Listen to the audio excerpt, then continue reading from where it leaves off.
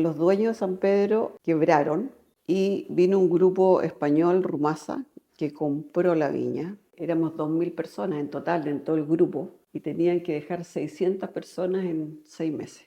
Era cortar cabeza por todos lados y obviamente que a mí me llegó también y entonces me despidieron. Llegué a ser la tercera exportadora de vinos graneles más grande de Chile, después de un Conchitoro, después de un San Pedro, y me fue realmente bien. Yo acumulé una cierta cantidad de plata bastante importante para mí en ese entonces. Y yo dije, ¿ya qué hago con esta plata?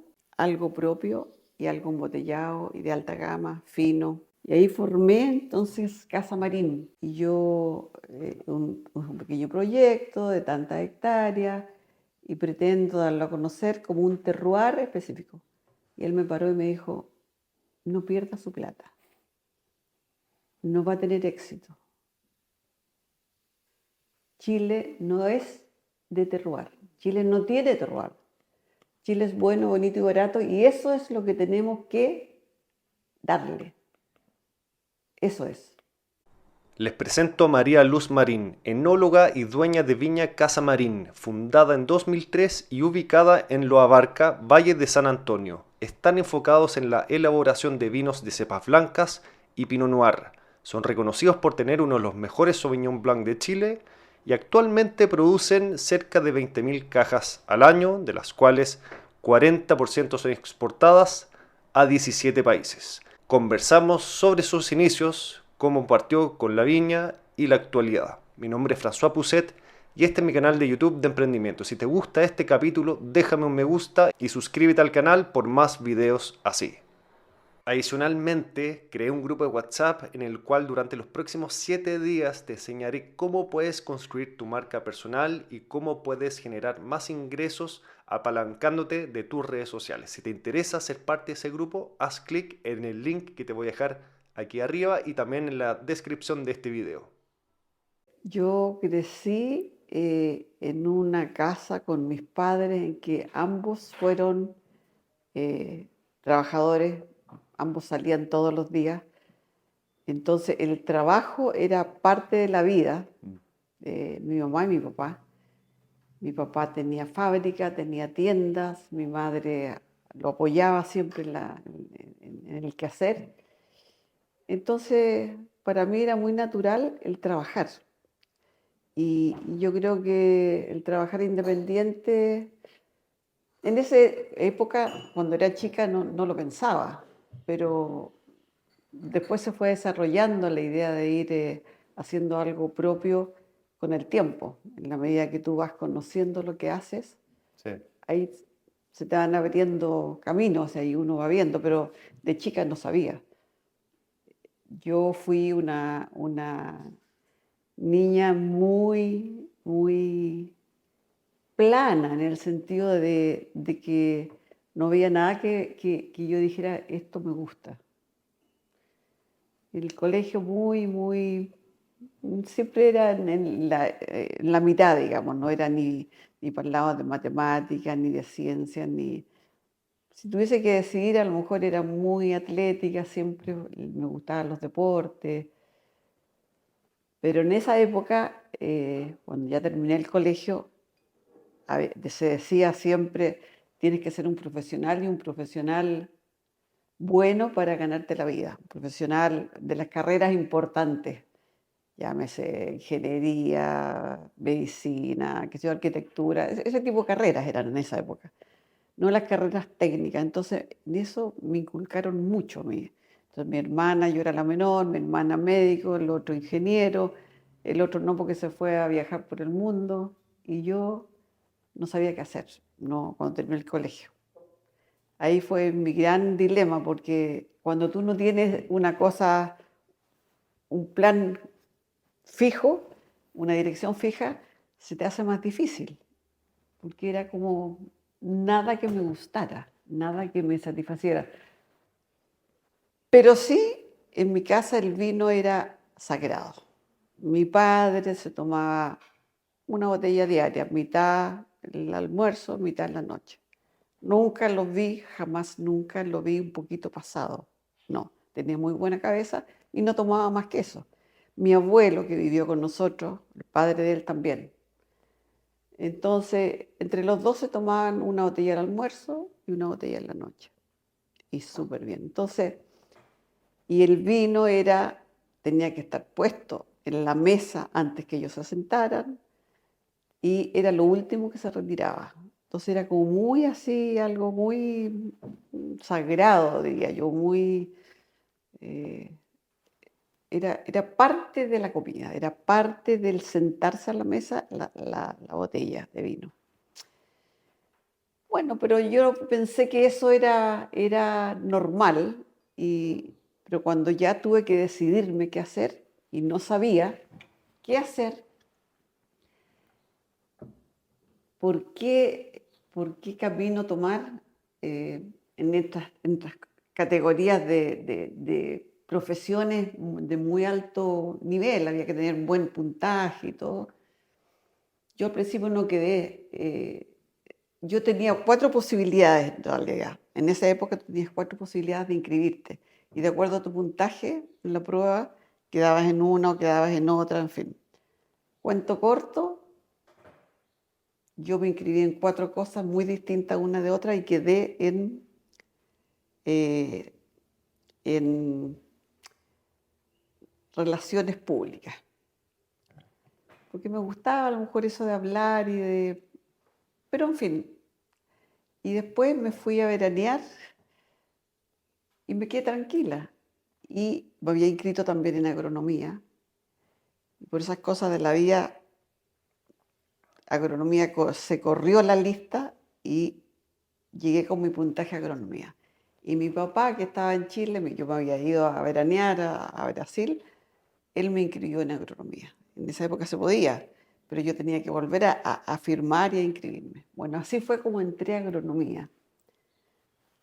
Sin saber, me gustaba el campo, siempre me gustó el campo, siempre me gustaron las actividades del campo, me gustaba andar a caballo, hacía equitación, me gustaba esa vida campestre. Entonces yo dije, bueno, aquí estoy. Pero mientras transcurría, entré a agronomía en la Universidad de Chile, me recibí de ingeniero agrónomo, pero no fue hasta en 4.º año que tomé la decisión de hacer enología, de dedicarme a la parte viticultura y enología. Antes, los primeros 3 años, era muy errática, no sabía si irme a ganadería, si irme a economía agraria, no me hallaba en ninguna de esas áreas. Pero en viticultura, la primera clase de viticultura me encantó, la del doctor Vieira, me acuerdo, y eso fue lo que se me iluminó la ampolleta y dije, sí, esto es lo que me gusta. Y ahí hice todas mis prácticas, mi tesis, todo en vino. Y bueno, me recibí y postulé a la Viña San Pedro. Quedé inmediatamente, en ese entonces las mujeres no estábamos trabajando en el vino.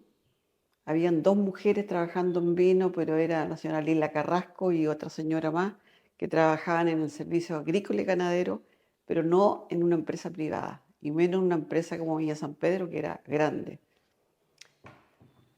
Entonces yo entré ahí y fui como me costó mucho, pero fui muy bien recibida por quienes eran los dueños en ese entonces de la Viña San Pedro, que era Wagner Stein, y ahí hice 6 años con ellos. ¿Y partiste en qué rol? Partí como ayudante del enólogo, pero en ese entonces había mucha, digamos, reticencia a que entraran las mujeres, mucho machismo. Me tocó un señor de edad que le dijeron, usted tiene que preparar a esta chica durante el tiempo que se necesite para que lo pueda reemplazar a usted. No voy a decir el nombre. Y eso a él le costó mucho. Le costó mucho porque le costaba ceder esto a una mujer muy joven que era yo, e ir cediendo todo su conocimiento y su experiencia. Entonces fue muy tétrico porque yo cada cierto tiempo reportaba a mi gente de arriba y le decía, no puedo, no me dan lado, no me enseñan, me dejan ahí haciendo análisis en el laboratorio y no puedo salir a la bodega, no salgo al viñedo, no voy a aprender, así que me voy a ir. Entonces volvían donde él para que me enseñara, cuento corto. Al final lo despidieron a este señor y me dijeron, elija usted un enólogo que tomamos como asesor, una persona ya de experiencia, para que le enseñe durante X tiempo y le dé una asesoría. Y así yo fue como pedí a ex profesor mío, Emilio de Solminiak, que es muy conocido, y él durante 4 años iba una vez a la semana y me enseñó y me ayudó a tomar decisiones y a hacer las mezclas y a comprar los vinos y a hacer todo lo que hacíamos. Y después el 5.º año ya quedé sola. Y ahí yo tomé como asesora, como ayudante mío, tomé a 2 chicas mujeres enólogas, a Vesna Roig y la María Elena Quesada. Entonces trabajábamos las 3, ahí trabajamos mucho tiempo. Y ahí yo me hice famosa de alguna forma porque San Pedro, al tener una mujer trabajando en un lugar importante, se dio cuenta de que hacía ruido que una mujer estuviese ocupando un lugar importante. Hasta ese momento había solamente la más alta la gama era secretaria. Entonces ocupé el puesto de gerente de producción, gerente técnica. Entonces fue para mí, para ellos, dieron a conocer esta mujer trabajando en una empresa privada y se hizo ruido y salí en periódicos, salí en la televisión, porque era raro que una mujer estuviese trabajando en esa época en un estrato de ese nivel. Era una empresa grande. Independiente que fuera una viña en distintos rubros. En distintos rubros, exactamente. Las mujeres en ese entonces estábamos normalmente en las casas trabajando, o máximo éramos secretarias. Entonces eso me ayudó también a ver, para mí San Pedro fue como en la otra universidad, porque yo era bien busquilla y soy una persona que una vez que aprendo algo, me gusta, y ya lo manejo, me gusta, ¿y qué más hay? ¿Y qué más hay? Entonces, de esa forma yo aprendí a no solamente estar en la parte técnica, en el laboratorio, en la bodega, sino que también me llevaron al viñedo. Normalmente en esa época los enólogos estaban en las bodegas, no estaban en el viñedo. El viñedo había un viticultor, que era otra área. Y después yo pedía que me llevaran al cliente final, al consumidor final. Y el consumidor final era no solamente en Chile. Entonces yo le pedía al gerente de ventas que me llevara a ver a los restaurantes, que me llevara a las tiendas donde se vendían nuestros vinos. Y reacio, muy reacio, era un señor también de una cierta edad, no quería hasta que se lo impusieron y fui yo a conocer y sabía entonces el consumidor que pensaba de los vinos. Y así lo mismo para exportaciones, se exportaba muy poco en esa época, pero lo poco que se exportaba en Colombia, en México, yo también participé un par de veces y fue una experiencia muy rica. Entonces yo creo que ahí aprendí de la A a la Z en el vino. Cuando tú ya conoces todo, desde la planta hasta el consumidor final en Chile o en China o por donde sea, tú ya te manejas. Ya no estás solamente en un área, manejas todo. Entonces, eso yo creo que me ayudó a mí a estar en el lugar donde estoy, el haber recorrido todo esto en forma bastante audaz, diría yo. Posterior a eso, los dueños de San Pedro quebraron y vino un grupo español, Rumasa, que compró la viña y ellos tenían el objetivo éramos 2.000 personas en total, en todo el grupo, y tenían que dejar 600 personas en 6 meses. Entonces era cortar cabeza por todos lados y obviamente que a mí me llegó también, y entonces me despidieron. Y sobre todo que eran españoles en esa época muy machistas, eran 4 españoles que llegaron a Chile. Y bueno, estuve out y después de 4 años ellos se fueron de Chile porque les fue mal y ahí vino otro grupo que intervino en San Pedro, pero yo ya estaba en mi propio mundo. Ahí el vino, y como es el vino que es up and down, ¿cierto? Tiene alza y tiene bajas. Estábamos pasando por un periodo bastante difícil, década del 80, y yo me dediqué, no tenía cupo en el vino, no estaban tomando los enólogos que no estaban trabajando, no había trabajo para ellos. Yo me dediqué un poco a la fruta, trabajé con una exportadora de fruta, unos holandeses, me moví por aquí y por acá, tuve una importadora de muebles, que venían en cajita y los siguen armando. Llegué a tener 4 tiendas al mismo tiempo. ¿Esto en paralelo con la exportadora de frutas? ¿Dónde Eso trabajabas? es un poquito paralelo, un poquito paralelo. La exportadora de fruta éramos 3 mujeres y 2 hombres que le exportábamos fruta al dueño, digamos, que vivía en Holanda. Y yo y otra agrónomo era la que le buscábamos la fruta. Buscábamos la fruta, íbamos a los campos a coleccionar la fruta y ahí después estaba todo de acuerdo a lo que querían en Holanda, lo exportábamos. Era una empresa chiquita, entonces yo tenía tiempo también y me dediqué a estos asuntos de los muebles. Yo soy bien busquilla y eso yo creo que se lo saqué a mi papá. Mi papá siempre iba a remates, a esto, remataba cosas, yo lo acompañaba y siempre yo le decía, pero ¿por qué compras esto? ¿Por qué esto otro? Porque a lo mejor me va a servir, a lo mejor en este momento no, pero a lo mejor... Entonces yo creo que de alguna forma saqué esa, no sé, esa característica de él.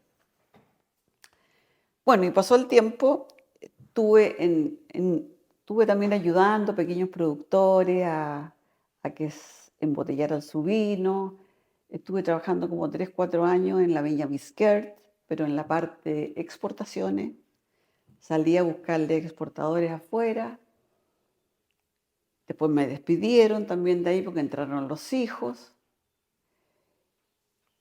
Y me tomó una empresa francesa que quería, ya estábamos en la década del 90, y unos franceses que querían que yo les buscara un campo, una viña con una superficie determinada que ellos me dieron en tal sector, que tuviese una bodega, que tuviese una casa antigua, en fin, varias características.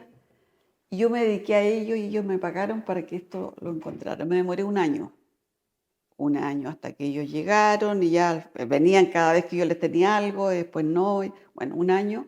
Y trabajé para ellos también un año. Después me ofrecieron, cuando ya compramos la viña, pero yo dije que no porque tenía niños chicos yo, de mi vida privada, mujer, casada, separada, duré 3 años, con 2 niños me quedé.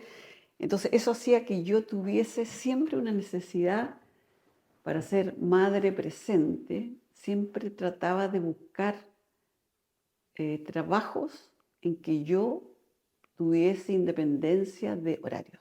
Para mí eso era fundamental. Sobre todo en este mundo del vino es Sobre que es todo en este muy mundo del vino. intenso.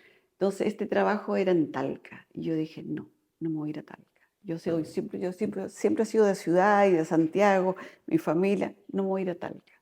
Entonces, bueno, se lo di a otro colega y yo seguí independiente y hasta que fue el salto que me pegué, me buscaron unos ingleses que en ese entonces querían vinos graneles, que en Chile no salían los vinos graneles, todo el mundo quería embotellar vinos y exportarlos embotellados, pero no granel.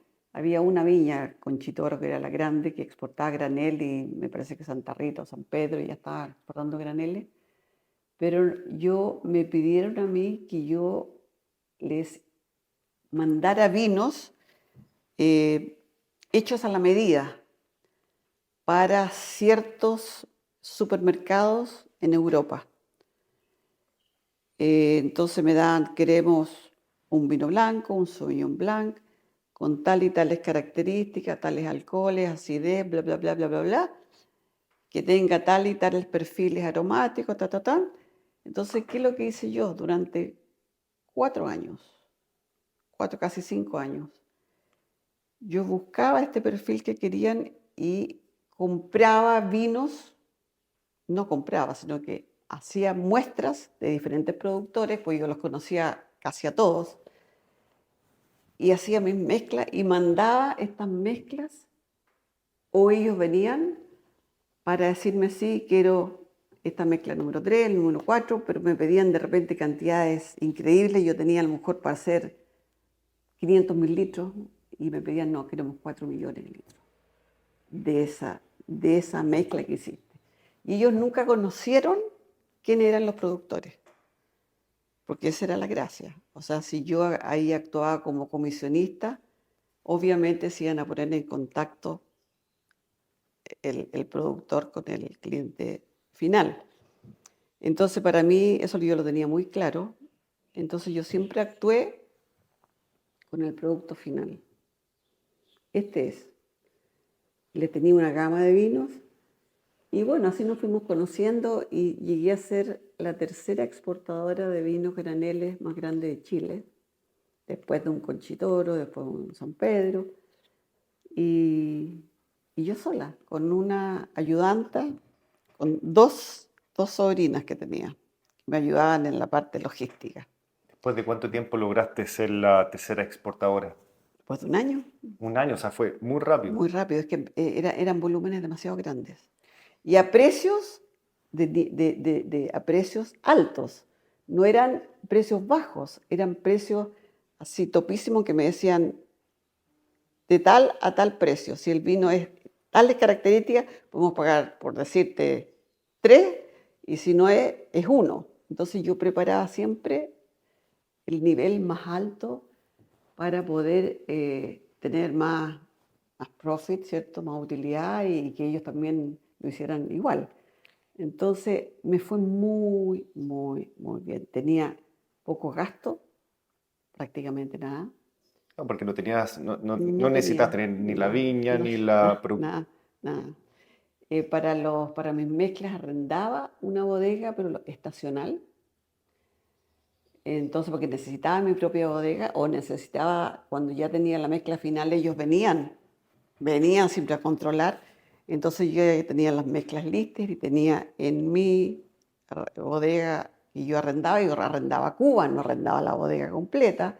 O sea, yo en ese momento muy cauta en mis gastos. Y veían, ya, 500.000 litros, 1.000.000 de litros, aquí están. Se llevaban las muestras, era todo muy controlado porque era mucha plata, mucha plata. Entonces, yo hice una labor ahí impresionantemente buena. Ellos fueron muy buenos y me adelantaban platas. Eso te iba a preguntar. Ah, claro, no, claro. Yo, en el mundo del vino, es así, hasta el día de hoy. Te ofrecen un vino, una cuba, y tú dices, ya me gusta, tengo interés. ¿Me la pagas ahora o me das un pie? Porque si no, mañana a lo mejor viene otro y la vendo. O sea, al final todo se reducía a plata y y no era fácil vender en ese entonces. Entonces, ellos me adelantaban plata. Claro, y tú no podías asumir el riesgo de comprar el vino y Y de después que para que después ellos te dijeran, oye, ¿sabes qué? No lo vamos a comprar. me pasó un par de veces. ¿Y qué es lo que hacía yo? Empecé a exportarlo a otros países, eh, ofreciendo ya listo, pero no en un principio, porque en un principio necesitaba hacer plata, pero una vez que ya me di cuenta que un par de veces me pasó después que no ese vino, yo lo mandé a Suecia, lo mandé a Holanda, me pasó un par de veces. O sea, ya en Europa ya había una cierta cantidad de bagaje de compras de vino a granel para supermercados, para tiendas o para eh, importadores que querían con su propio nombre embotellar en destino, digamos. ¿Y estos ingleses cómo los conociste? Me contactaron a mí, porque ya en la medida que tú ya tenías estos franceses conocieron a los ingleses y llegaban a mí de alguna forma. Entonces me fui haciendo una imagen como profesional, como mujer, y por ahí. eh, y, y- y para esto tú necesitas tener además no solamente la imagen profesional, sino que como de confianza en el negocio que tú lo vas a hacer muy, muy reglado todo, muy por encima, muy... Entonces yo les pedía ya, esto se lo puedo hacer, pero yo necesito plata para poder ubicar los lotes y que no me los vendan. Y así fue un trust, ¿ya? Una confianza mutua y me fue realmente bien hasta que ya llegó Internet, estamos hablando de los 92, 93, 94 por ahí. Y ahí poco a poco fue cambiando, todo esto yo acumulé una cierta cantidad de plata bastante importante para mí en ese entonces. ¿Cuántos años tenías en ese minuto? ¿Cuántos años tenía yo? ¿Sí? Yo tenía 48, 49. Sí, porque ahí ya empecé acá, sí. Y dije yo, ya como que me di cuenta que ya empezaba la gente a viajar mucho, productores a salir, y ya había los productores se atrevían a salir para afuera a vender su vino, y los importadores venían a Chile también a comprar y no intermediarios. Y yo dije, ¿ya qué hago con esta plata? Algo propio y algo embotellado y de alta gama, fino. Así fue como surgió, bueno, ahí en ese entonces yo lo llamaba Expovino, exportadora de vino, tenía esa empresa. Y ahí formé entonces Casa Marín. ¿Cómo surgió Casa Marín? Tenía la plata Que habías acumulado que por había acumulado todos esos años. ¿Cuántos años había sido? Casi 5 años, ¿Cinco 4 años y años medio, sí, 5 años, exportando vino a sí, granel? sí. Me encuentro con mucha plata porque, como te digo, tenía muy pocos gastos. Y yo siempre muy austera, siempre he sido austera en mis cosas. O sea, aunque ganara plata, yo seguía no gastando por gastar. Y, y me gustaba lo que hacía. O sea, cuando te gusta algo, lo haces mejor, de alguna forma, porque te gusta, porque te levantas en la mañana, qué rico va a ser esto. Entonces, como una energía así, que se me acumulaba así todos los días en la mañana y salir, era muy rico. Y ya cuando dije, ya, voy a hacer algo embotellado, propio, de alta gama, en ese momento, Chile, hasta hoy día, bueno, bonito y barato, que tú lo sabes muy bien, tenía ya esa estigma, todo el vino concentrado en la zona central, nadie salía al sur, al norte o a la cordillera o cerca del mar, vinos más fríos. Y yo, este pueblo lo abarca, es lo conocí cuando mi padre compró una casita y un campo acá cerca, al otro lado del pueblo. Y yo venía acá cuando tenía 12, 15, 14, desde los 2 años para arriba, y me gustaba mucho y andaba mucho a caballo. Mi papá tenía caballos de carrera. Y después cuando los daba de baja, me los traía para acá. Yo tenía como 4 caballos de carrera y venía con amigas, tenía unas amigas acá. No íbamos a la playa a caballo, era muy rico. Entonces, y este aire, campo, pero mar también, me encantaba. Y en esa época no había agricultura acá, porque no había agua, porque todo es cerro, suelos muy pobres. Entonces, lo poco que había, unas pocas lechugas en la parte plana, unos pocos tomates, que sea otra verdurita, pero todo lo poquito que se daba, de muy buena calidad, grande, sabroso. Las famosas lechugas costinas empezaron acá. Te digo, en la época en que no se usaban los fertilizantes ni todos los productos que se usan para enmociar o para agrandar las frutas o para... No, era natural. Entonces yo dije, me gustaría hacerlo en Lo Barca. Y ahí empecé a buscar. Sabía que no había agua, sabía las condiciones dificilísimas acá. Pero yo ya había viajado mucho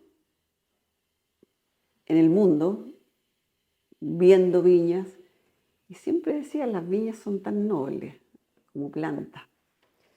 Se dan en cualquier lado, en condiciones muy austeras, ya sea de frío, de calor. Si tú le das lo mínimo, te va a resultar igual, pero va a reflejar dónde está. Si va a ser pobre, si va a pasar estrés, si va a producir menos, va a producir más, si le das más agua, más cálido, en fin. Y ahí se va a ver reflejada la calidad. Entonces yo dije, bueno, me la voy a tirar acá. ¿Por qué? Porque era un clima súper difícil, súper austero, y empecé a buscar, y fui comprando paños, hasta encontrar el agua, y logré comprar 100 hectáreas. Pues sabía que menos de 30 tampoco daba, porque para hacer, en ese entonces lo que se decía, para hacer profitable, para ser ¿Rentable? rentable, tú tienes que tener mínimo 30 hectáreas. Ese era el eslogan que había antes. Claro. Y ahí planté. Planté acá, y obviamente, como planté, es sumamente difícil porque todo era cerros con mucha pendiente y todo con árboles, todo con eucaliptus. Porque la señora anterior tenía el gobierno en esa época te daba los, los suelos muy pobres, los campos muy pobres, te daba una oferta de plantar eucaliptus gratis. Y después de, qué sé yo, 4 o 5 años, tú los cortabas y los vendías. Esta señora se había acogido a esa situación, entonces yo tenía que cortar los árboles. Y ahí me encontré con el primer gran problema. Ya había comprado yo, y cuando quería cortar los árboles, CONAF me dice, no, no puedes cortarlo. Y ahí yo ya había comprometido las plantas, ya había contratado gente, ya había empezado a trabajar y a meter plata en el proyecto. Y bueno, ahí me encontré con el gran problema. Y ahí dije, bueno, ¿qué hago? O aborto, ya había metido la plata, y esta plata no era lo mismo que cuando trabajaba en los graneles. En los graneles tú vas metiendo plata y la vas retornando rápidamente. Esto no. Tú metes plata, compras campo y tú metes la plata en la tierra, ¿cierto? No te la devuelven hasta muchísimos años más. Y eso yo lo sabía. Yo sabía, siempre supe que la agricultura es difícil, y la agricultura... Siempre conocía desde niña que los agricultores la pasan mal, que los precios varían, que las condiciones climáticas, eso ha sido de siempre. Pero yo me las quería jugar y quería a hacer este proyecto. Bueno, y ahí con CONAF dije, lo voy a hacer. ¿Qué pasa si lo hago? Se lo pregunté a ellos. O vas presa, o pagas una multa muy alta, o nos tienes que devolver las mismas hectáreas en otro lugar y tienes que dejarlo plantado con eucaliptos. O sea, devolverles a ellos lo que habían hecho. Bueno, lo hice y tuve un problema ahí judicial, con abogados tuve que tomar, y al final ganamos el pleito, porque aquí la gente del pueblo me apoyó, había un antes y un después, toda la gente que yo ocupaba acá era gente del pueblo, el pueblo se hermoseó, yo creo que contribuí muchísimo al engrandecimiento y a darle un poco un turismo a este pueblo. Ahora este pueblo es muy rico en gastronomía, en la viña, en los vinos, en la lechuga, en fin, tiene una riqueza turística salió como el segundo pueblo mejor evaluado en un estudio que hicieron. Bueno, y así fue, planté y cuando saqué todos los árboles, no sabía qué plantar ni cómo plantarlo, en qué orientaciones cada cosa. Tomé una asesoría de una profesional americana, Ann Kramer, de California, que ella se dedicaba a eso, a dar asesoría, era viticultora famosa, y ella estuvo viniendo conmigo acá y recorríamos, me decía, mira, este paño, por el tipo de suelo, por la orientación que tiene, la altura, bla, bla, bla, te conviene hacerlo con Pinot Noir. O esto otro, te conviene hacerlo con Sauvignon Blanc. Una cosa estábamos ciertas, teníamos que plantar variedades de clima frío, que eran cualquier blanco, y Pinot Noir, que es considerado un vino blanco dentro del mundo del vino, es considerado como un blanco, está teñido de tinto, digamos. Entonces sabía que no podía poner Carmener, ni Cabernet, ni Merlot, ni cosas así, o sea, en ese aspecto lo tenía claro. Pero ella me ayudó a definir los lugares. Y planté, ella me dijo al principio, plántate unas 5 hectáreas primero. Y yo le dije, no, Ann, ya tengo la plata y si no voy a perder tiempo, quiero... Y plantamos 30 hectáreas en un comienzo. 4 variedades de blanco y un Pinot Noir. Y después me ayudó también en toda la parte agrícola, los 4 primeros años, venía todos los años a ayudarme a la poda, a hacer los trabajos. Y después en la parte enológica propiamente tal, en la bodega, ahí contraté en la primera cosecha a un enólogo también californiano, Greg LaFollette, que yo le fui a ver su proyecto en Sonoma, frente al mar, un proyecto muy similar a esto, eran 60 hectáreas plantadas de viña, todas con pendientes, mirando el océano. Nosotros estamos a 4 kilómetros del mar, ellos también estaban a 4 o 5 kilómetros, y él creó esa viña, Flowers se llama. Él era el enólogo y el que plantó, el que hizo todo. Y Greg me ayudó, vino de los 3 primeros años o 4 primeros vendimias, a ayudarme a cómo cosechar, en qué momento, cada cosa, a elegir la bodega, qué cubas, de acuerdo a los volúmenes que iba a manejar, qué volúmenes de cuba, qué maquinaria, para este tipo de proyectos. Porque en Chile los proyectos en ese entonces, proyectos grandes, y no había ninguno que fuera pequeño, así, súper chico, súper familiar, de alta gama. No había. Entonces tuve estas 2 ayudas, en la parte vitícola y en la parte enológica. Y después seguí sola un tiempo, y después seguí con mi hijo, Felipe, que es enólogo. Él estudió en California y en Nueva Zelanda. Y hace ya varios años que está conmigo.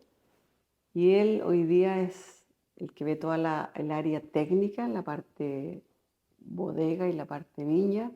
Yo lo apoyo de atrás, pero él es el que está en el día a día. Ya llevamos 20 y tantos años ya. Esta viña se plantó el año 2000. Compré las plantas en el 99, se plantó el 2000. Llevamos 24 cosechas. No, perdón, empezamos en el 2003 la primera cosecha. Llevamos 21 cosechas a cuesta. Y la idea mía, ¿cuál fue? Fue siempre sacar un vino que tuviese una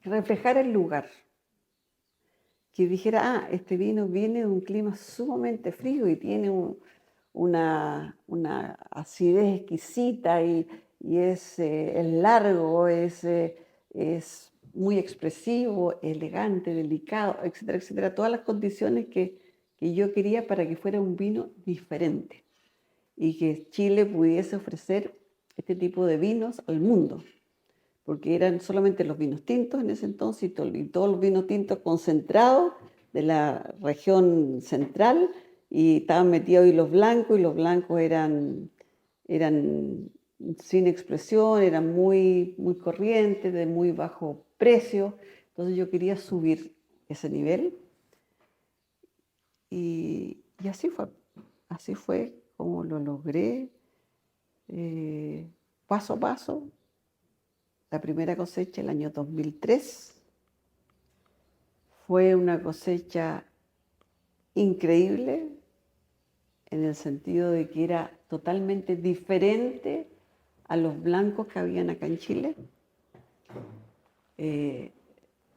¿Y qué pasó? Que yo, antes de embotellar el año 2003, llamé a un par de colegas para que me dijeran, colegas buenos en blanco, o sea, filetes, los mejores que había en ese entonces, en forma separada, para que me vinieran a probar el vino y me dieran su feedback.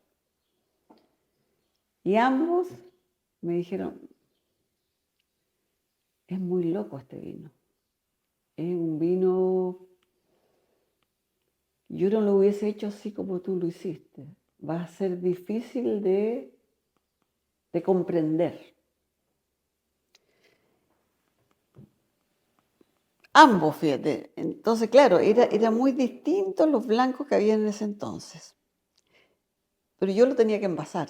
Yo en realidad lo encontraba muy distinto y como deslocado, bueno, los embotello, y la primera feria que voy ese mismo año, noviembre del 2003, en la London Wine Fair. Muestro los vinos recién embotellados.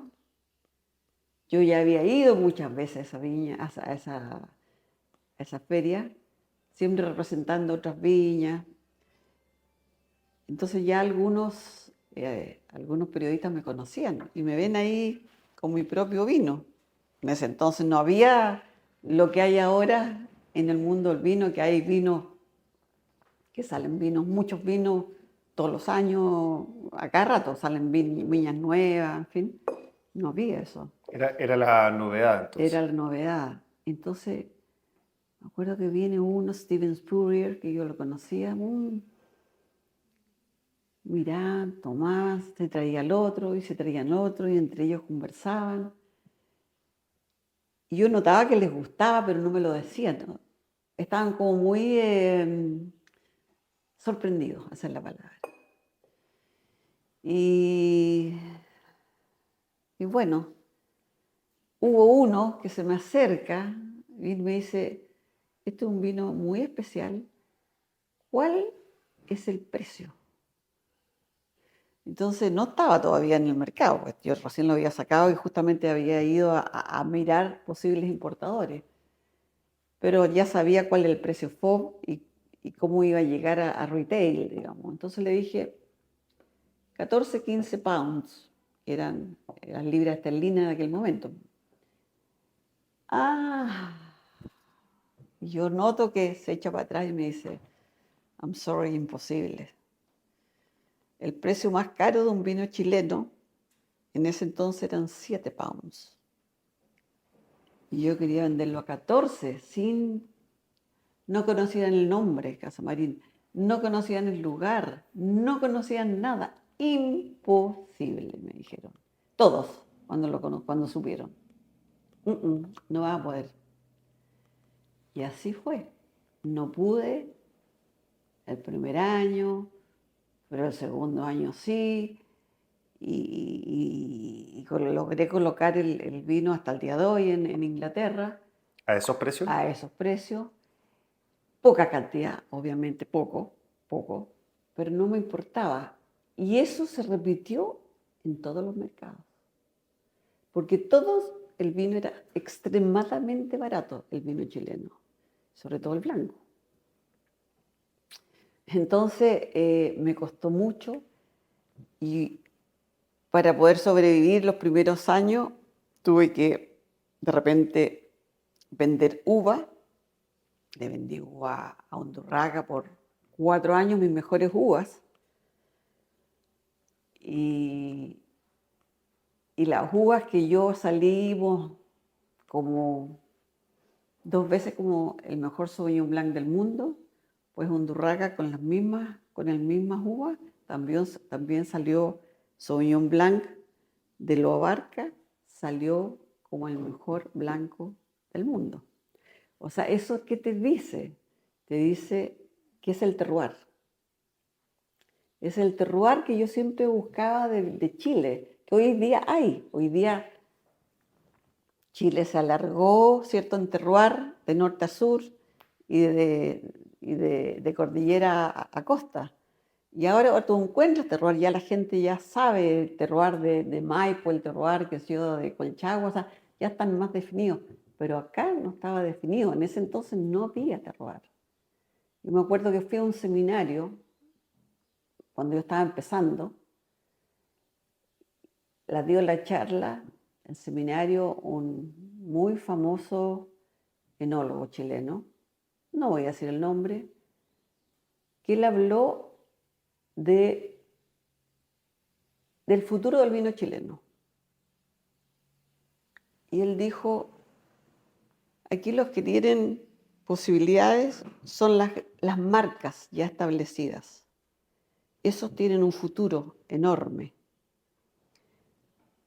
Pero no alguien que vaya en este momento a establecerse. Imposible.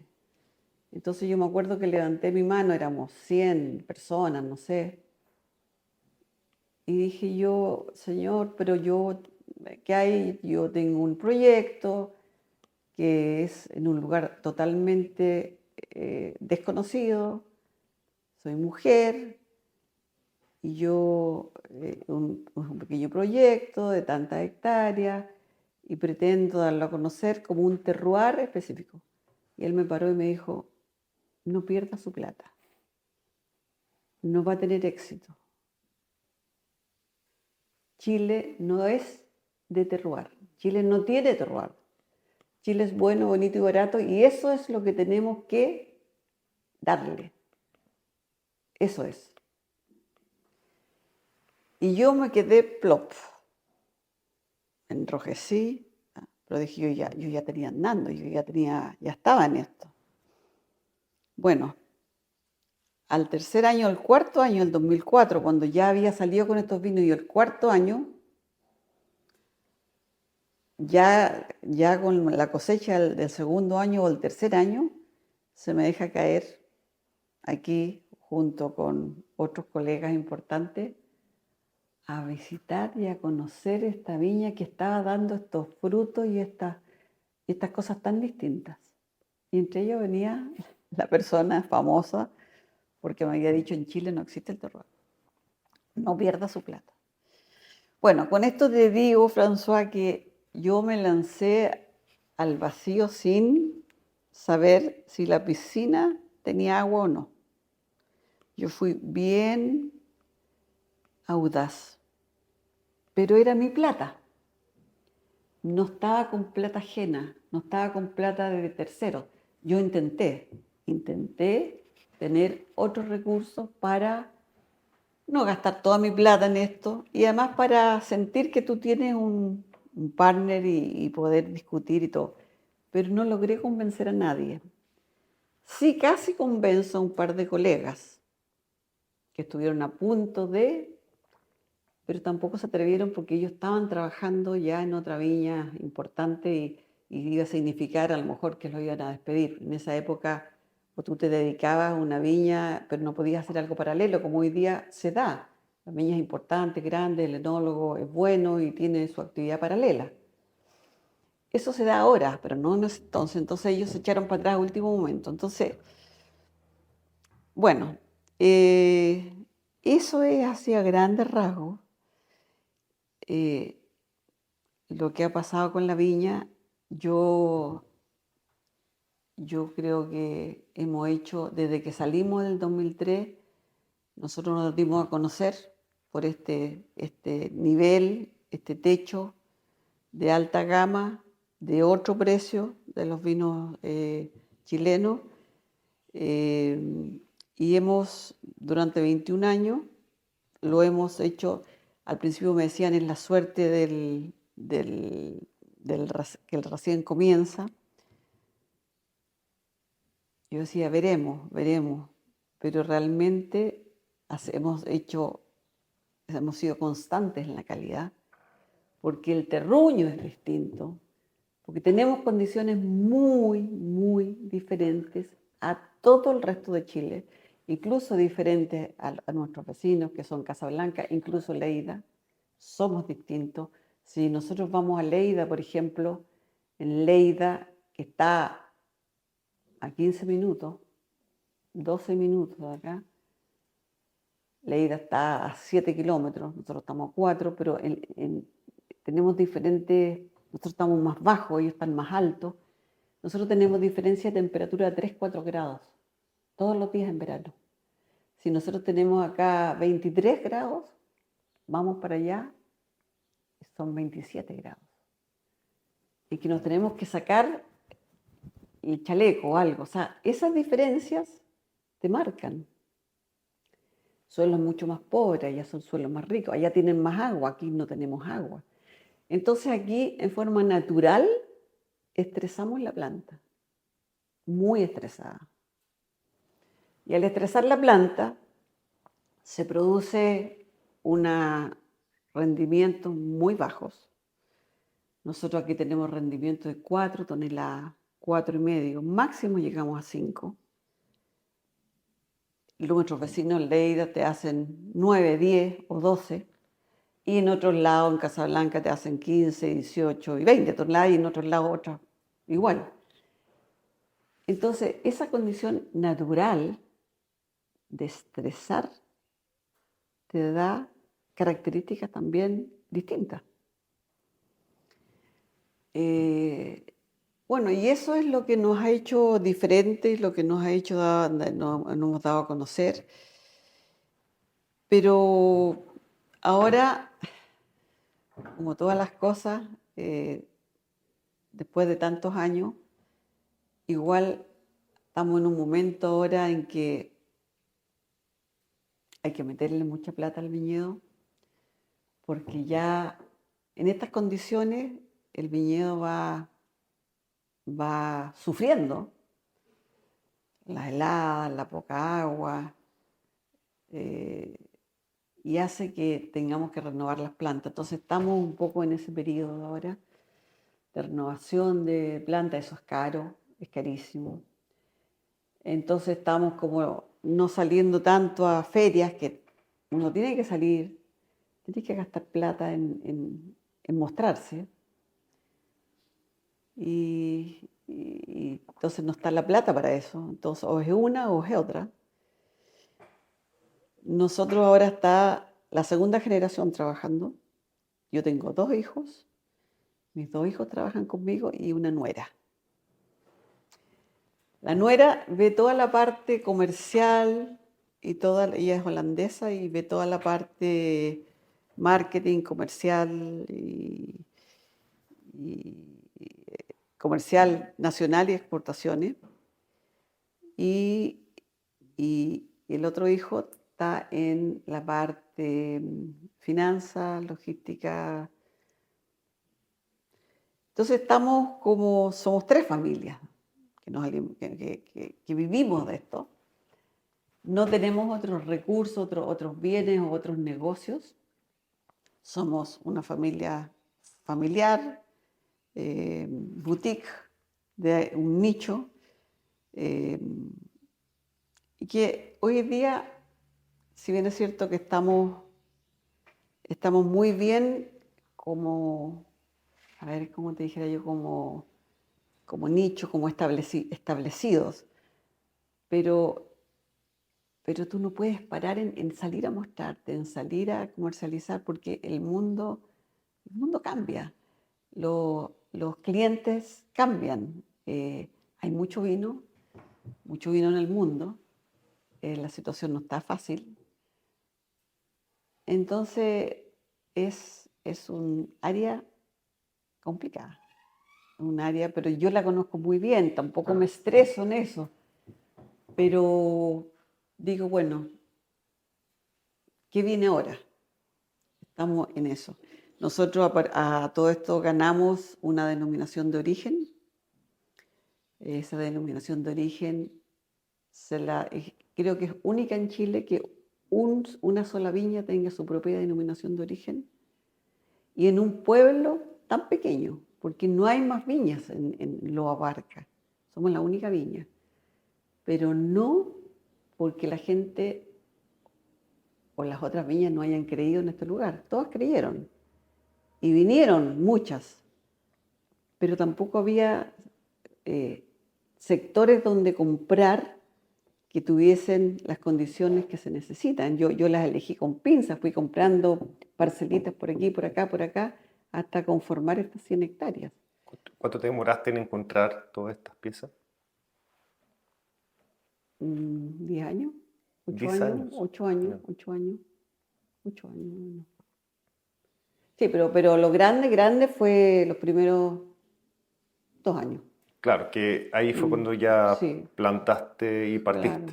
Pero tenía que comprar de repente, por ejemplo, yo sabía muy bien, de repente tenía un sector al lado, una parcela que se iba a vender porque la gente se iba y quería vender y a mí no me gustaba el lugar, no me interesaba esa hectárea o esas 2 hectáreas, pero resulta que, por darte un ejemplo, al lado de la bodega, entonces yo dije, ¿y si se me planta aquí una población?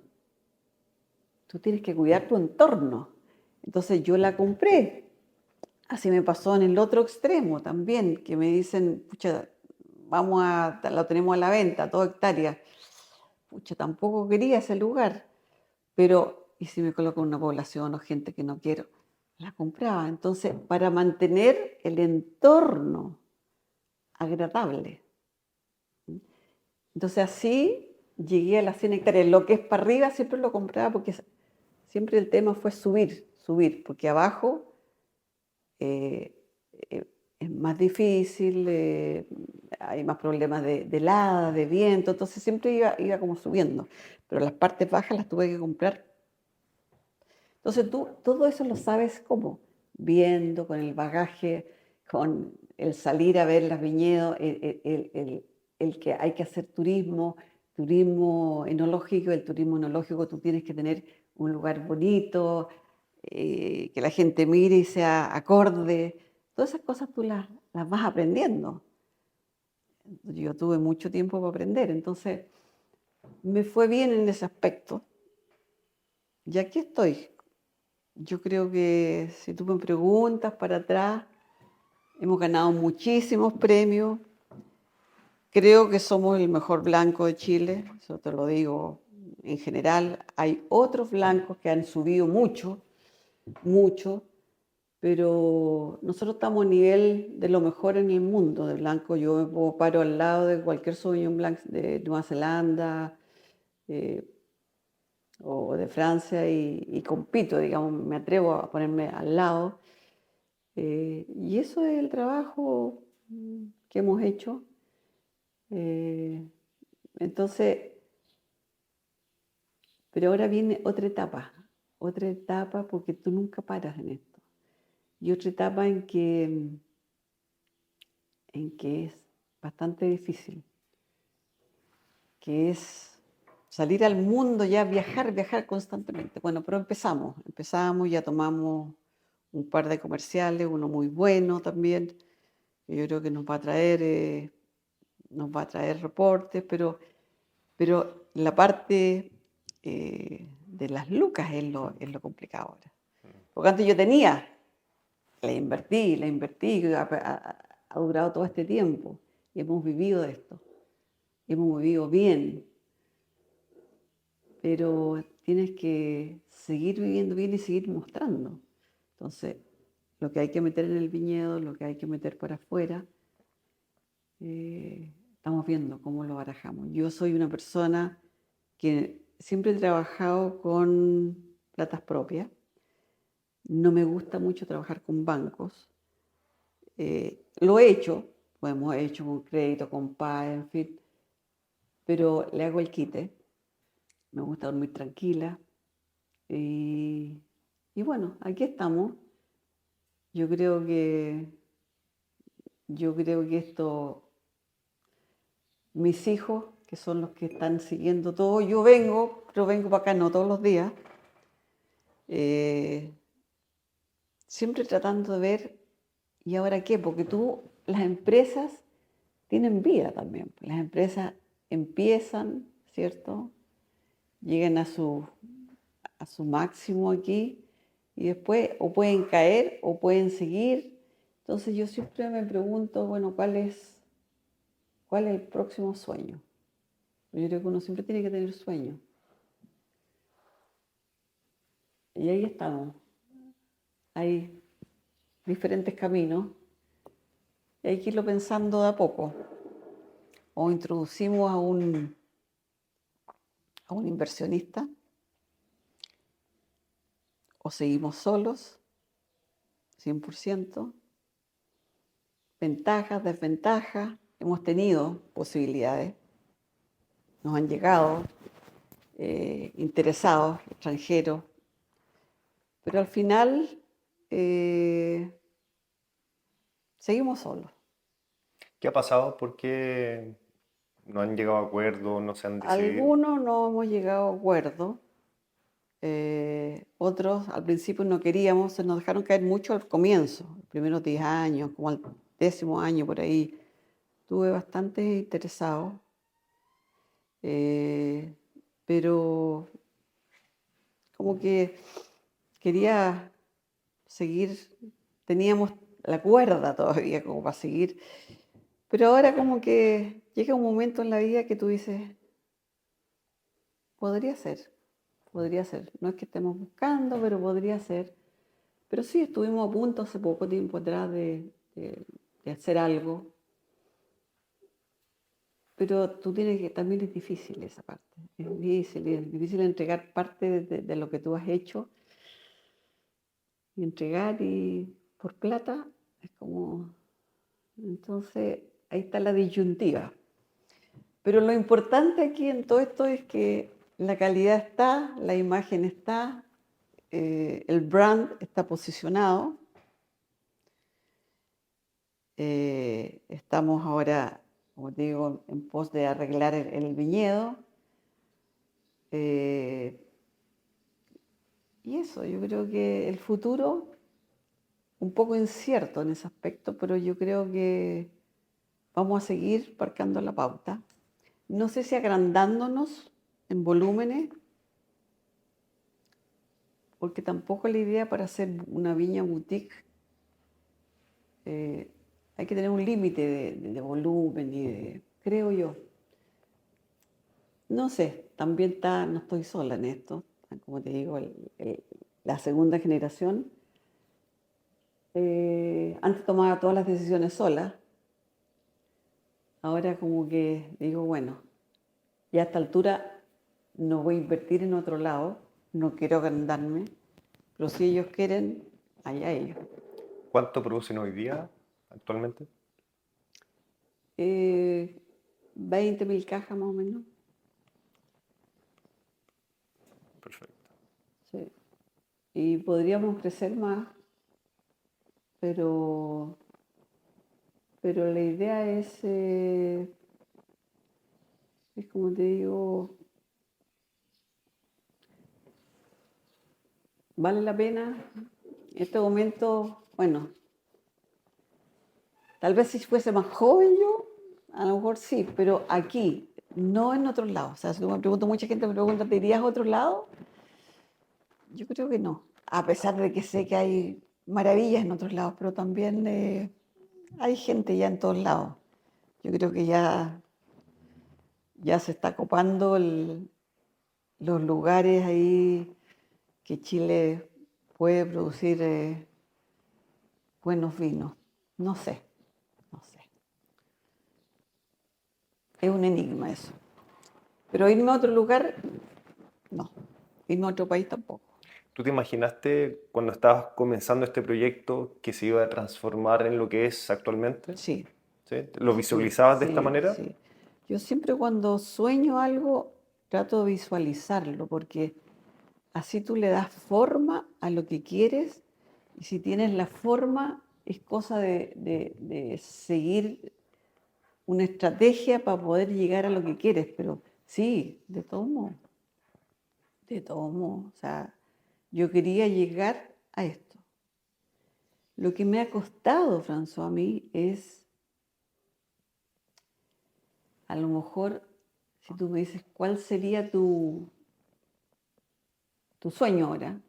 A lo mejor es no tener que hacer tanto esfuerzo de salir para vender. Me gustaría vender todo en verde, digamos. Eso me gustaría, para no tener que estresarse ni que viajar tanto. Me gustaría a lo mejor el mismo volumen, un poquito más, pero venderlo ya, saber que está todo como lo hacen. Los grandes viñeteros en el mundo tienen todo sobrevendido. Eso me gustaría más. Ese siempre fue mi sueño. Entonces yo creo que ese, por ejemplo, es, es lo que me gustaría, cosas no tener que gastar tanto en viajar, en salir a vender, porque eso te estresa. Es un estrés tremendo. El salir, el darte a conocer, el ir a ferias. Yo los primeros 10 años, yo me acuerdo que en Nueva York iba un par de veces a Nueva York al año,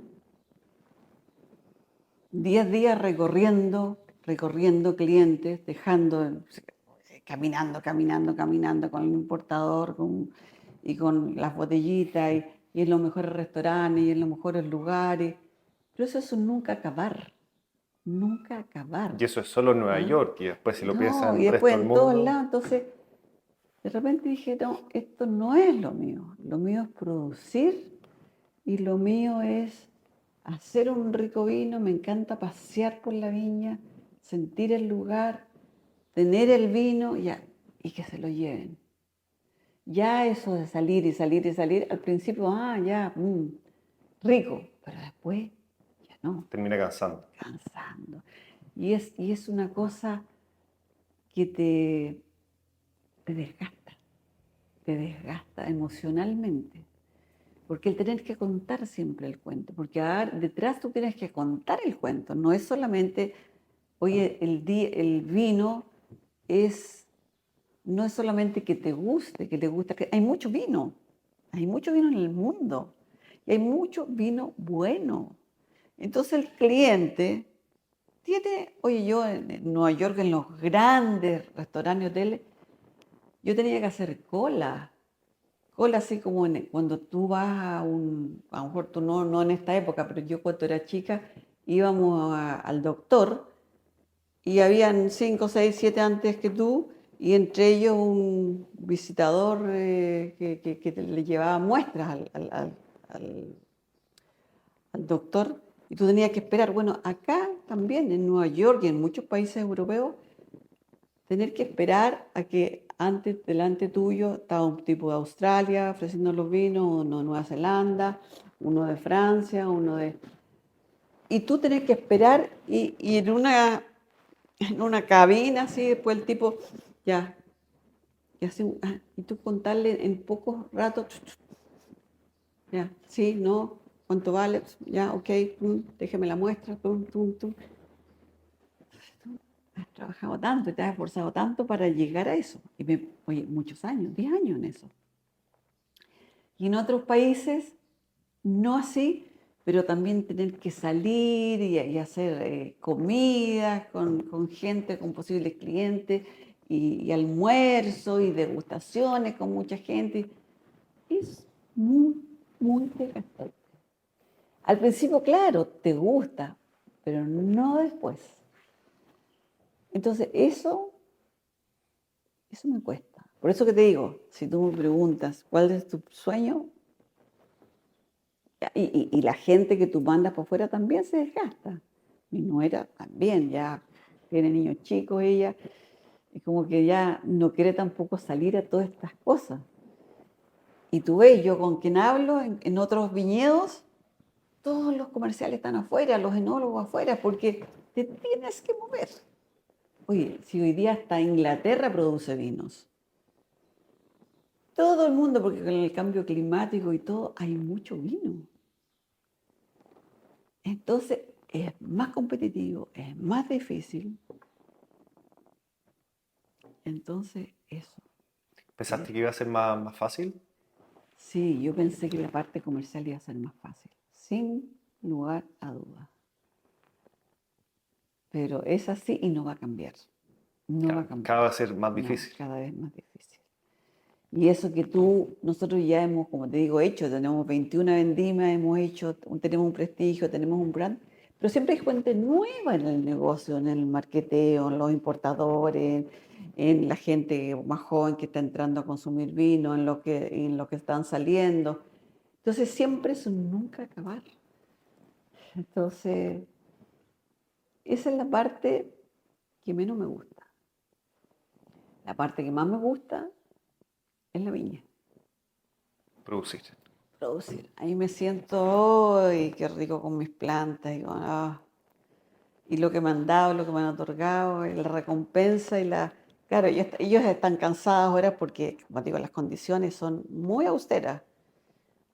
El pato Tapia me dijo la primera vez, esto es una locura de vino. Mira, anécdota, anécdota. Porque siempre a la gente le gustan las anécdotas.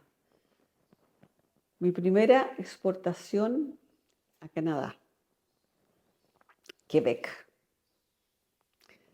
Quebec es un monopolio que el gobierno te compra y antes de mandar el vino a todos sus restaurantes o a todas sus tiendas, digamos, una vez que el vino llega ya, pasa por un grupo de tasters, de degustadores, que te hacen un perfil del vino, para que la gente que va a comprar a sus tiendas diga, este vino que es nuevo, tiene tal y tal perfiles, que lo recomienda, todo. Yo había mandado 400 o 500 cajas a Canadá, a ese mercado. Era el primero en Canadá. Y estaba en Brasil trabajando y me llaman y me dicen que el vino había llegado y que me lo iban a devolver, porque no era el vino eh, que ellos querían, era un vino que tenía problemas. Y que por favor fuera yo, y si no me lo iban a devolver. Tuve que ir para allá. Me pegué el viaje de Brasil a Canadá. Llego allá, no me habían dicho cuál era el problema. Me hacen sentarme con un montón de gente. Era un Sauvignon Blanc Cipreses 2004. O sea, segunda cosecha. ¿Ya? ¿Cuál es el problema? Todo esto ellos habían mandado gente a probar los vinos. Ellos compraron el vino acá y lo habían degustado acá en Chile y habían dado el agreement. ¿Cuál es el problema? el vino está salado. ¿Cómo? Está salado. ¿Cómo salado? Está salado. ¿Ustedes creen que nosotros le echamos sal? No lo sé, pero está salado y esto no se va a vender. Ah, no, le dije yo. Eso, claro, está muy mineral el vino, sí. Salado, sí, porque está mineral, tiene muchas sales, es muy salino, estamos al lado del mar. La planta es joven, es nuevita y ha chupado toda esa salinidad y se refleja aquí. Pero tienen que esperar un tiempo que eso porque estaba recién embotellado el vino, que eso se vaya mezclando con el resto del vino y va a salir y va a cumplir todas las expectativas del consumidor y les va a ir bien. No. Entonces yo le dije, no me lo voy a llevar. A todo esto ya me habían pagado. Entonces quería devolvérmelo y que le mandara otro tipo de vino. Y yo le dije, no tengo otro vino. Y el vino no está con defecto. Entonces no lo voy a hacer. Cuento corto, no lo hice, me devolví, le dije que no. Nunca más me compraron por 10 años. Me hicieron la cruz. Sin embargo, al año estaba en las tiendas del SAQ en Canadá y se vendió todo el vino. Después de un año el vino estaba pero maravilloso, con las características de mineralidad, de salinidad, de austeridad y de crispy y de todo que lo ha tenido desde el primer tiempo. Así, cosas así. Entonces, claro, después el vino se fue poniendo menos, no tan salado, porque ya la planta más grande, ¿cierto? Ya te trae más aroma y nosotros ya lo manejamos diferente, eh, lo cosechábamos más tarde o más temprano, tratábamos de no eh, de sacrificar un poco esa salinidad. El agua también nuestra es un poco, estamos al lado del mar, un poco salada, entonces todas esas cosas influían. Y la viña tan jovencita. Bueno, cosas así me pasaron en una oportunidad, más de una oportunidad, en que no entendían el vino. Así como los dos enólogos que yo te dije que vinieron, el vino está raro, demasiado diferente.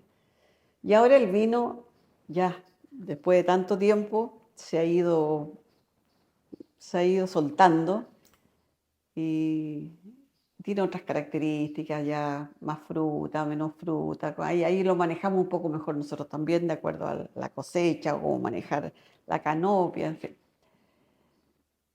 Ahora, hay mucho vino blanco bueno en Chile, eso tengo que decirlo, mucho. Mucha gente que se ha ido a climas fríos a producir vino, a buscar esa salinidad y a buscar esa, mm, esa cosa crispy, ¿cierto? Del Sauvignon Blanc y de esa austeridad. Hay mucho vino en Chile ahora, bueno, pero creo que nosotros marcamos la pauta. Y eso a mí me alegra mucho porque eh, eh, uno en el fondo ayuda a la industria. Y también creo que yo he ayudado a la industria de las mujeres. Cuando yo comencé, fui la primera mujer en trabajar en la empresa privada. Hoy en día, y dentro de la Universidad de Chile, éramos solamente 2 enólogas que nos especializamos en vino, de 25 mujeres. Y la otra enóloga, la Margarita Vela Bella, ella se fue a España. Hace muchos años que vive en España, entonces no trabajó acá tampoco. Y sin embargo, hoy en día, un 30% o 33% son mujeres, las enólogas. Hay enólogas por donde tú vayas. Y eso yo creo que en parte también a las primeras enólogas que hemos estado trabajando en esto, que hemos ido abriendo un poco el camino y diciendo, bueno, es también un trabajo para mujeres, perdón, es un trabajo para mujeres. Es difícil, porque normalmente es fuera de Santiago, pero se ha dado muy bien y hay muchas mujeres ahora enólogas, mujeres muy, muy capacitadas, muy buenas, que están haciendo una muy buena labor y muy buena imagen.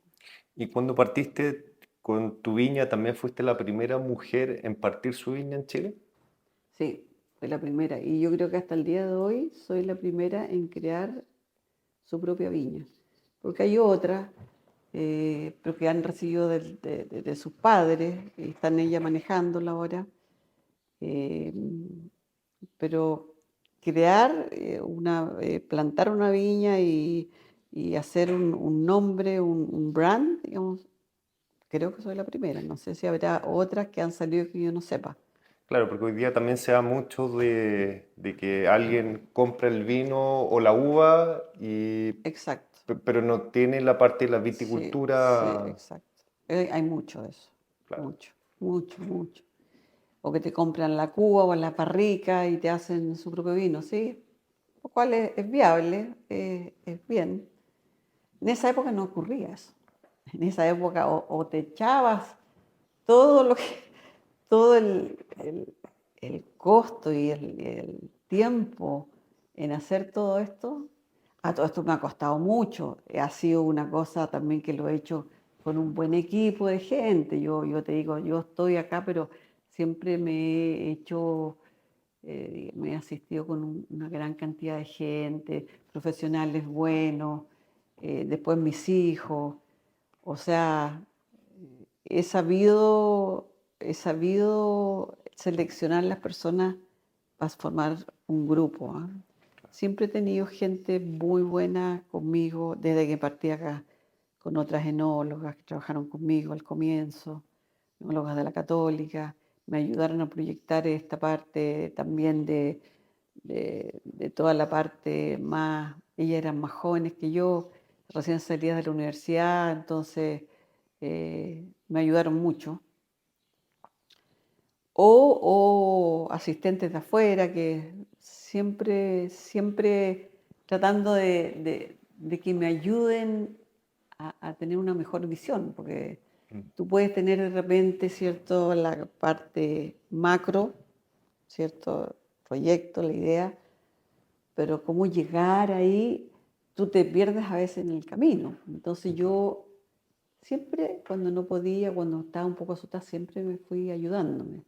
Nunca tomé decisiones así solas o que me pudiesen producir después algún desastre, no. Siempre me fui apoyando en gente que yo sabía que sabía más que yo. Eso es muy importante cuando estás en un proyecto. ¿Y después de cuánto tiempo ya el proyecto empezó a ser rentable? Yo diría que es sube y baja. De repente tú crees que ya llegaste, eres rentable, pero te viene de repente una baja porque, qué sé yo, por el dólar, por la situación política, por el clima, porque hubo helada y se perdió gran parte de las cosechas en Europa o en Estados Unidos, entonces te abre una posibilidad. Entonces tú dices, ya, aquí pucha, ya estamos bien, pero de repente al año siguiente o a los 2 años se te cae porque es lo opuesto, hay una sobreproducción y mucha uva y mucho vino y mucha gente saliendo adelante. Entonces, es así como que tú dices, ya, aquí ya llegamos, estamos. Y te viene el bajón por otros motivos que no dependen tanto de ti. Claro. Y así es la agricultura, así es. Y así es el mundo del vino. Y así es la parte ventas. O sea, dependemos de muchas cosas, muchas, que no lo manejamos. Te podemos manejar muy bien aquí todo, pero se te caen los mercados, se te cae el cliente por A, B o C, que te dijo que te iba a comprar tanto. Entonces, no es una cosa que yo diga, ya, hice este vino, aquí está, como lo que hacía con los graneles. ¿Te das cuenta? Los graneles yo me pedían el vino, ¿cierto? Como yo era una verdadera maestra en dar a la medida. Esto del vino está, chao, lo vendía, yo no sabía nada más. Después sabía, me enteraba, pero no era mi responsabilidad. Pero esto es todo. y hasta que te paguen en las diferentes partes. ¿Cuántas partes nos han quedado sin pagar en distintos países? ¿Así? Sí, pues sí, todo esto pasa en todos lados. Y a nosotros nos han dejado 3, 4 veces sin pagar.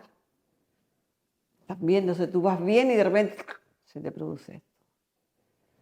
Entonces, no te puedo dar, deberíamos ya a esta altura estar sumamente bien, pero con todos estos vaivenes que no dependen de nosotros, Claro. Pero, por ejemplo, ¿te acuerdas cuántas cajas vendiste en esos primeros años? Por ejemplo, el primer año.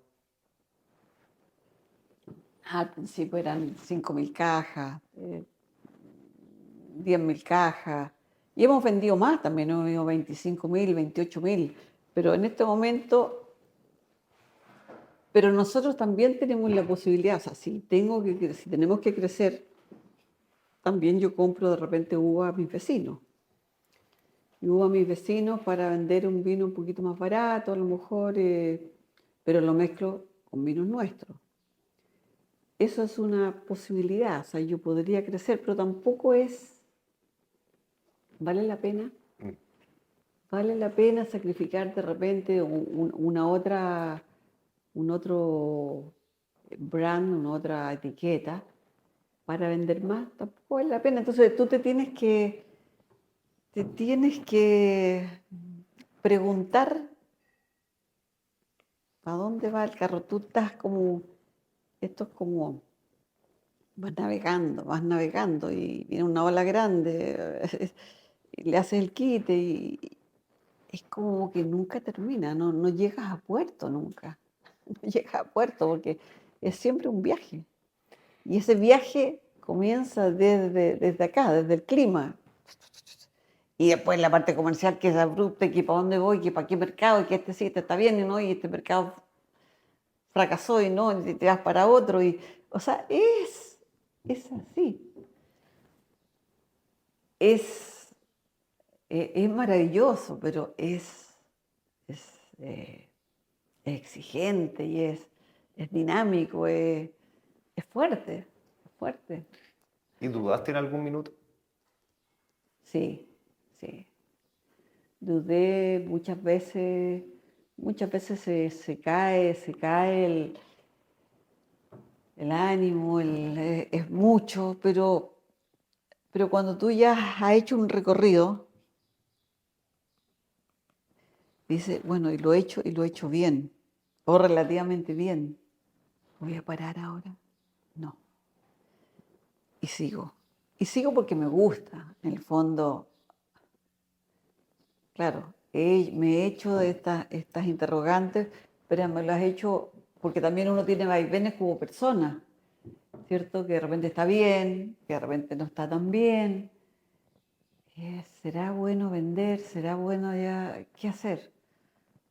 Pero no, al final está lo que uno quiere y lo que uno vive por.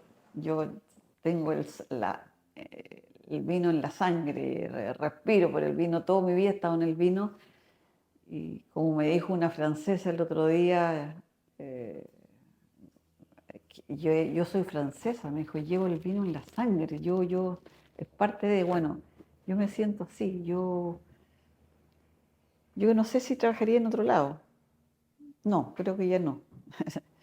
O si cambiaría si vuelvo atrás, no, creo que volvería a trabajar en el vino, a pesar de todos los desafíos, pero son desafíos que te hace crecer. Y lo que te quería preguntar también es lo que mencionaste al principio.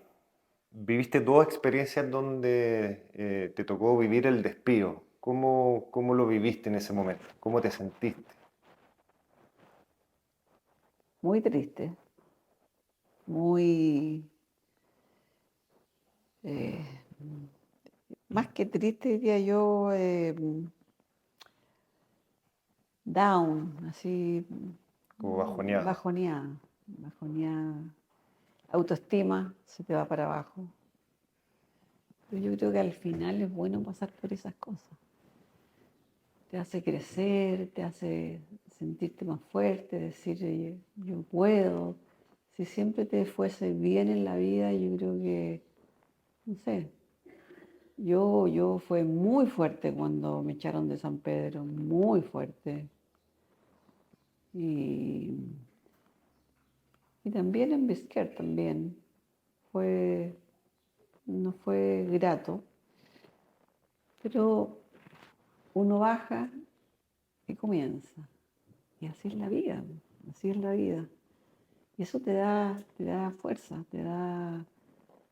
No siempre estar bien. Yo creo que eso te hace... Es como estresarte, es como la planta, que te estresas, te estresas, te estresas.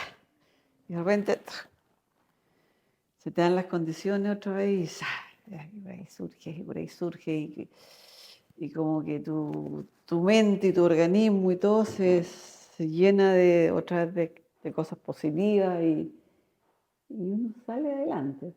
Bueno, y de esos despidos salió esta oportunidad del vino granel que posteriormente fue lo que te permitió hacer todo esto. Exacto, si no, no lo hubiese tenido, si no, no hubiese sabido, no me lo hubiesen dado.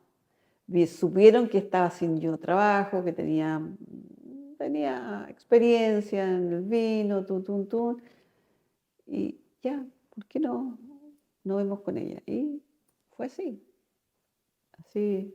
Me llamaron por teléfono, o sea, fue muy...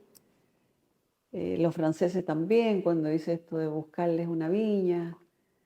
Entonces salía así, claro, era gente que llegaba a Chile y no conocía, entonces empezaron a buscar quién podrá hacer este trabajo. Así que eso me hace pensar que ha sido un recorrido bueno, o sea, si es positivo, positivo de todos modos. Y si miro para adelante, yo creo que ahora ya está el recorrido, ahora hay que mejorarlo y como te digo en la parte de venta, ay, yo creo que eso no solamente lo tengo yo creo que todos los viñateros les pasa un poco lo mismo, ¿ah? El salir a vender, Sí. el salir a mostrar, el nunca parar en eso, el nunca parar. Claro. Porque si tú paras, te cambian. Si tú vas a este cliente y vas y le encantó el vino y lo tiene, ¿no? Y si no sigues, no vas todos los años y no perfeccionas a la gente que trabaja con ellos y no, vienen otros, ¡pum! Ya. Y así. Siempre va a haber alguien que va a estar dispuesto a... Siempre, siempre. Y lamentablemente no hemos salido del estigma bueno, bonito y barato en Chile. Entonces nos cuesta más, nosotros que no hemos bajado el precio, pero tampoco lo hemos subido. Siempre lo hemos mantenido ahí en ese nivel. Hoy en día en Chile está la apuesta de sacar viñedos. Estamos con 1.200.000 hectáreas, bajarlas a 800 hectáreas o 900 hectáreas para poder vender todo lo que se produce y no quedarnos con uva y con vino y bajar más el precio. Eso se está haciendo en alguna medida, pero eso ya lo vengo escuchando hace mucho tiempo. Entonces, llegar a eso va a ser difícil. Entonces, eso de bueno, bonito y barato todavía seguimos. Entonces, cuesta mucho. Cuando estás allá, no te dice, pero sí, no, si es que el vino, para hacer vino chileno, no. Entonces ahora hay toda una idea de deshacerse de todas estas hectáreas, deshacerse de vino, entonces, y de los vinos de más bajo nivel, entonces menos vino, pero de más calidad, por lo tanto, de más precio. Lo cual tiene sus vaivenes, sus cosas también en contra, porque eso significa que a lo mejor no va a haber vino barato para la gente de menos recursos. Y esa es la gente que también tú quieres que no se te vaya del vino. Que no se te vaya porque no se van a la cerveza o se van a otros licores, que es lo que está pasando. La gente joven, por ejemplo. Entonces yo soy un poco como que menos es más, no estoy muy segura que es así. Porque tú tienes que tratar también la gente joven de que tome vino, aunque sea vino barato, pero que se vaya introduciendo en ese mundo. Pero si ya no va a haber vino barato como es la idea hoy en día, Sí. no sé, puede que caigamos en eso, pero no sé, mira, es tan difícil ver en los mercados y apostar y ver qué es lo que va a pasar. Hoy día le echan la culpa al vino de que el vino te produce cáncer, que no hay que tomar vino, que es una droga, que qué sé yo. Hay mucha cosa ahí para evitar que la gente tome vino. Por eso que ha bajado también el consumo. Y para que llevarla a que tomen otro tipo, al final son todas las influencias Son las de las distintas influencias, industrias. claro, claro. O sea, no dependemos solamente nosotros del vino, de qué es lo que está pasando con Claro. los otros licores y los otros vinos y los otros alcoholes. ¿Cuál es el precio de exportación promedio que tienen ustedes comparado con el de Chile? Nosotros estamos como en 90, Mm, 90, $85, $90 la caja de 12. perfecto. Y Chile Chile está está en en 30, 30. 30, 28, creo que bajó ahora 28 dólares. Sí. Y nosotros no hemos podido más porque por lo mismo, este estigma que tenemos de vino barato. Si no, no vendes, no vendes nomás. Y además que el vino blanco, pero hoy día el vino blanco está tomando una mayor relevancia y la gente está, a nivel mundial, está consumiendo un poco más de vino, está consumiendo más vino blanco que tinto. Entonces se abre como una brecha.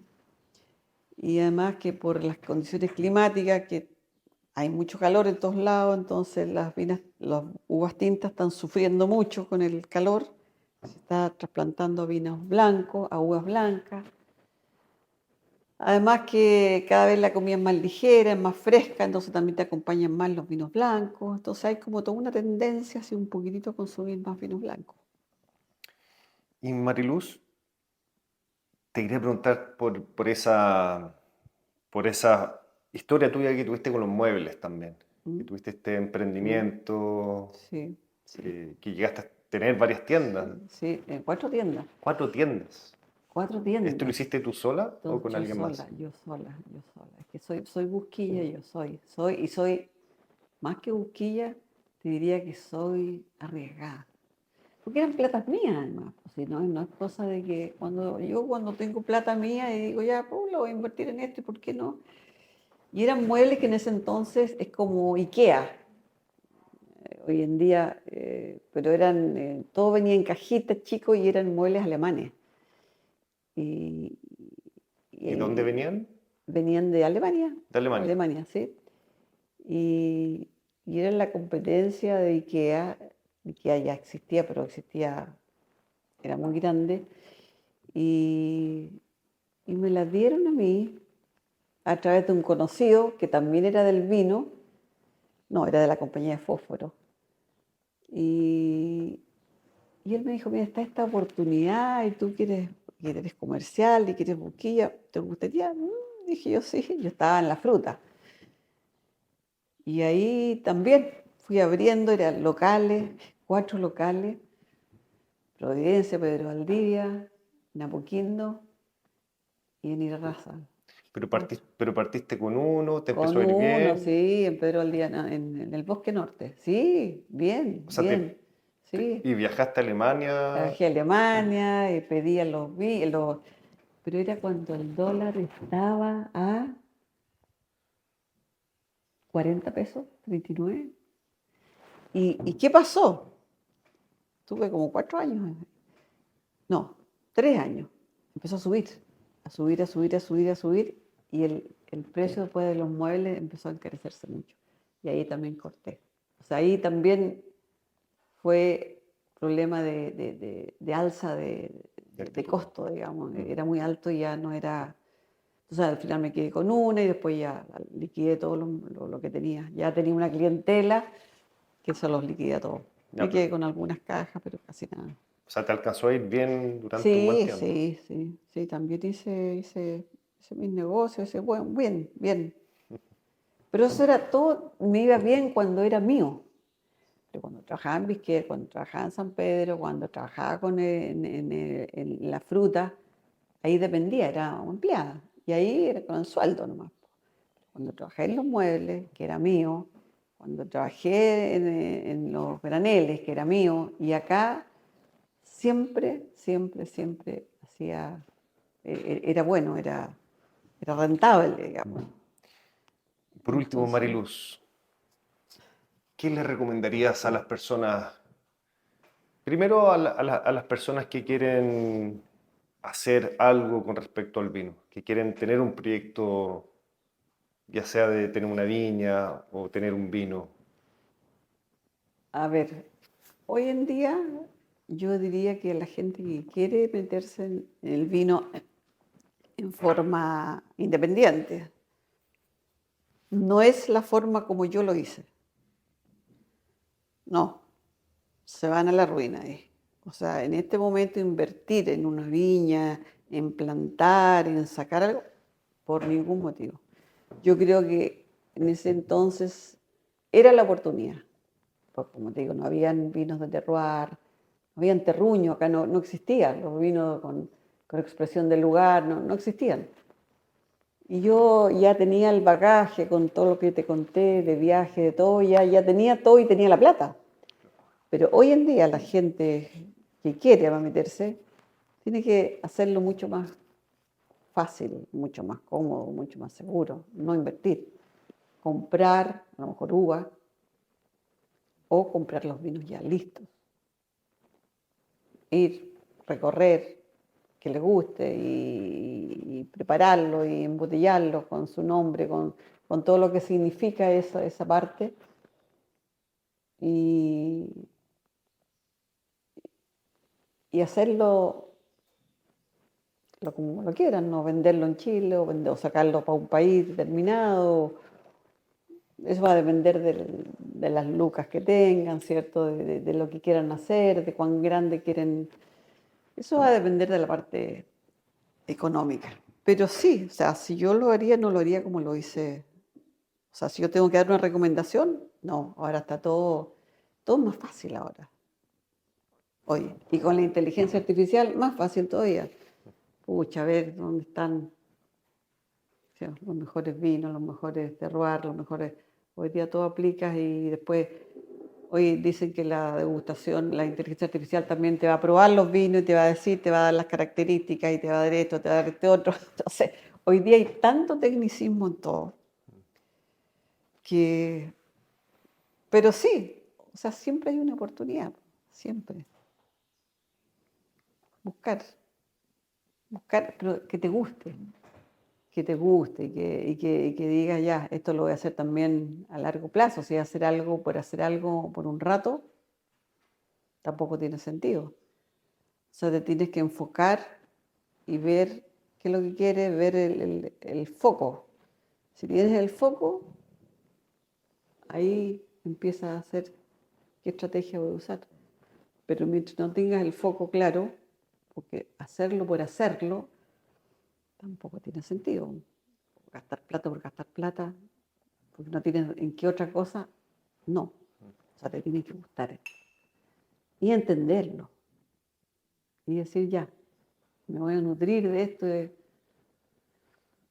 Es bonito, es lindo. El mundo del vino, por algo le llaman el mundo del vino. O sea, es un mundillo que tú conoces a gente interesante, gente que vibra con esto, en todas partes. Pero siempre hay posibilidades, pues, siempre, siempre. Así que yo diría go ahead, en forma distinta nomás. Esa es la recomendación. Súper. Muchas gracias, Mariluz. Gracias, François, a ti por venir para acá y tener esta posibilidad. Ojalá que salga bien.